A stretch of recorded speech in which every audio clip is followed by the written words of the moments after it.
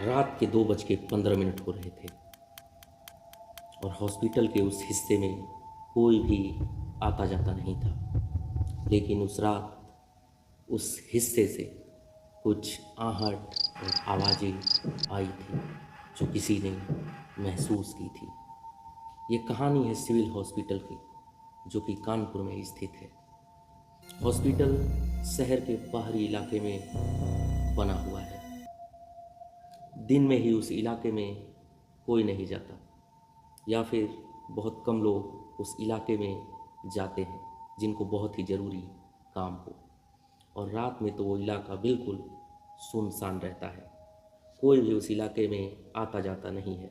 आदमी तो आदमी, परिंदे भी उस इलाके में जाने से डरते हैं। उस रात उस हॉस्पिटल में रामेश्वर यादव की ड्यूटी लगी थी। उसकी उम्र करीबन 45 साल थी और वो उस हॉस्पिटल में पिछले 6 सालों से ड्यूटी कर रहा था। उसने उस हॉस्पिटल में बहुत कुछ देखा था, लेकिन उस रात जो घटना उसके साथ हुई उसने उसकी पूरी ज़िंदगी ही बदल दी। रात के 10 बज रहे थे। सुबह में आया हुआ गार्ड अपनी ड्यूटी रामेश्वर यादव को हैंडओवर कर देता है। हॉस्पिटल की चाबियां उसके हाथों में रख देता है। रामेश्वर यादव रोज की तरह सारे वार्ड की चेकिंग करता है, तालों को देखता है और खुले हुए दरवाज़ों को बंद कर देता है, क्योंकि उसके लिए ये काम रोज का था। सिक्योरिटी चेक का सारा काम निपटाते निपटाते रात के लगभग 12 बज चुके थे। अब धीरे धीरे हॉस्पिटल में बचे हुए कंपाउंडर और नर्स भी हॉस्पिटल से निकलने लगे थे। हॉस्पिटल खाली होता जा रहा था और उस हॉस्पिटल में कोई मरीज नहीं रहता था, क्योंकि वो हॉस्पिटल एक मोर्चरी था जहाँ पे पोस्टमार्टम होता था। हॉस्पिटल का वो मोर्चरी वाला एरिया हमेशा की तरह अंधेरे में डूबा हुआ था। वहाँ कोई लाइट नहीं थी। उस शाम एक लाश आई थी। उस लाश की ना तो कोई पहचान थी और ना ही कोई रिलेटिव वहाँ पर था। अगर कुछ था तो वो बस एक टैग जिस पे लिखा हुआ था अननोन 32। लेकिन जो बात अजीब थी वो ये थी कि जो वार्ड बॉय उस लाश को अंदर लेकर आए थे, उनमें से एक वार्ड बॉय दूसरे लोगों को ये कह रहा था कि लाश हिल रही है, लेकिन उसकी सुनने वाला कौन था। उसकी इस बात को लोगों ने मजाक में ले लिया और बोला, फिल्में कम देखा कर।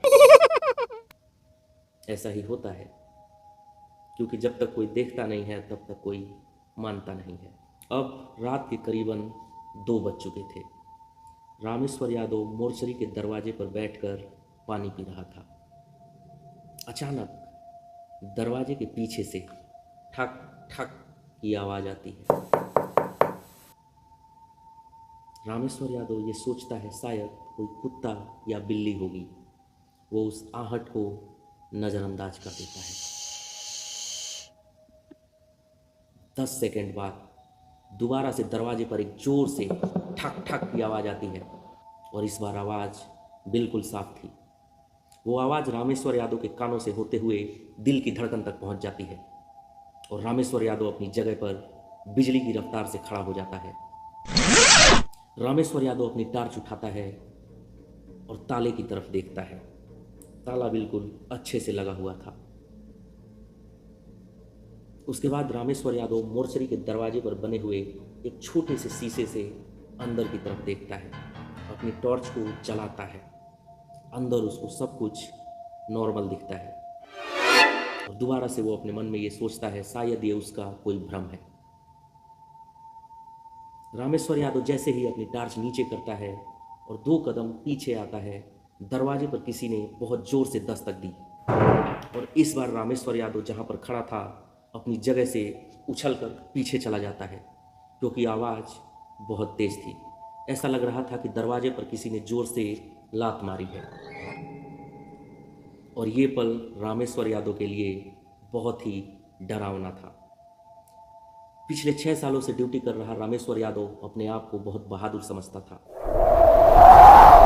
क्योंकि पहले उसके साथ कभी इस तरह की कोई घटना घटित नहीं हुई थी। रामेश्वर यादव हिम्मत जुटाता है और सोचता है क्यों ना सच का पता लगाया जाए। हो सकता हो दरवाजे के अंदर कमरे में कोई कुत्ता या बिल्ली गलती से बंद हो गई हो और उसने ही ये झटका दिया हो। रामेश्वर यादव जैसे ही दरवाजे पर हाथ लगाता है उसको ठंडक का एहसास होता है, जो कि बिल्कुल नया था। इससे पहले रामेश्वर यादव को किसी भी दरवाजे पर ठंडक का एहसास नहीं हुआ था। रामेश्वर यादव अपनी जेब से ताले की चाबी निकालता है। ताला खोलने के बाद दरवाजे को धीरे से खोलता है और अंदर उसको ऐसी फीलिंग आती है कि जैसे वो कानपुर में नहीं बल्कि कश्मीर में आ गया हो।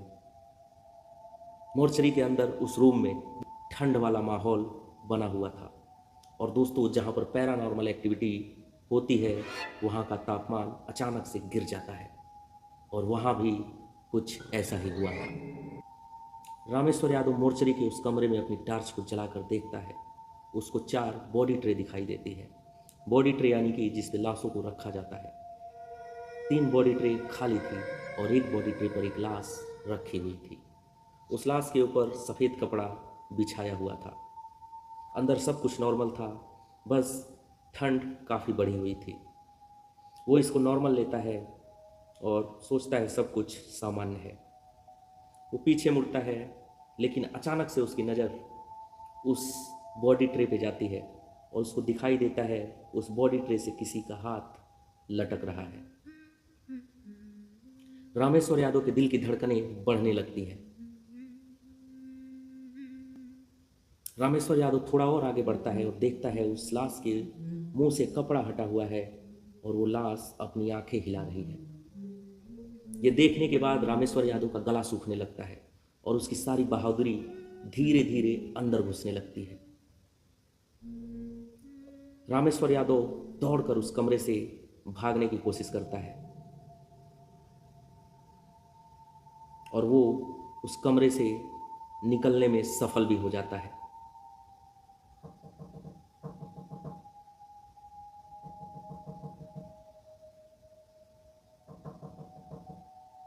रामेश्वर यादव जब कमरे से दौड़कर भाग रहा था, उसको ऐसा लग रहा था कि उसके पीछे कोई है और वो दौड़ते हुए पीछे देखता है, लेकिन उसके पीछे कोई नहीं था। लेकिन दिल की आहट झूठ नहीं बोलती है।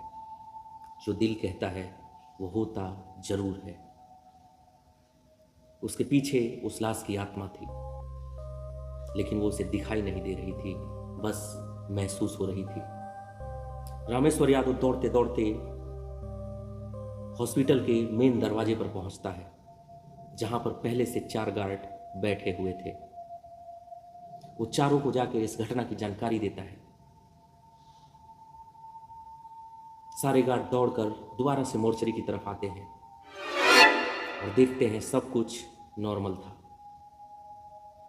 सिवाय एक चीज के, और वो थी बॉडी ट्रे से दरवाजे की तरफ आए हुए किसी के पैरों के निशान, और वो जस के तस उस हॉस्पिटल के कमरे में मौजूद थे।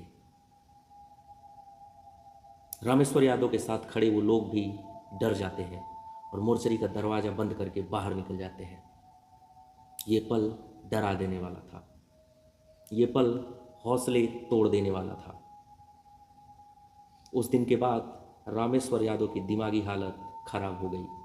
उसने ड्यूटी आना जाना छोड़ दिया और आज भी ऐसी मान्यता है कि रात के 2 बजे के बाद उस हॉस्पिटल में किसी के चलने की आवाज़ आती है और ये रहस्य आज भी एक रहस्य बना हुआ है और कोई भी इस रहस्य को सुलझाना नहीं चाहता, क्योंकि कुछ रहस्य अनसुलझे ही ठीक होते हैं। क्या आपके साथ कभी ऐसी कोई घटना हुई है, या फिर आपने कभी दरवाजे पर किसी की दस्तक सुनी है? अगर सुनी है तो ज़रूर कमेंट बॉक्स में उस घटना का जिक्र कीजिए या फिर अपनी राय दीजिए।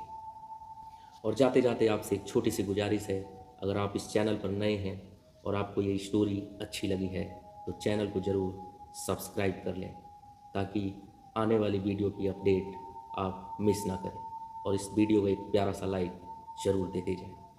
मिलते हैं आपसे अगली स्टोरी में, तब तक के लिए धन्यवाद।